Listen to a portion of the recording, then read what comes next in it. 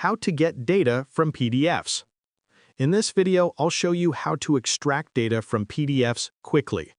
1. Simple copy and paste. Open the PDF, select the text or table, and copy it into Word or Excel. Good for small tasks. 2. Use built-in tools. In Excel or Power BI, go to Get Data, from File, from PDF, to import tables directly. 3. Online tools. Sites like Small PDF, I Love PDF, or Adobe PDF to Excel let you upload and convert PDFs to Excel or CSV. 4. Advanced extraction.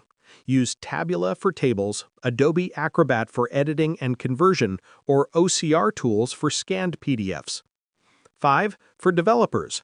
Python libraries like PDF Plumber or PDF to Text let you extract text and tables programmatically. Tip: use manual methods for small data, Excel Tabula for tables, OCR for scanned PDFs, and programming for automation. And that's it. Thanks for watching.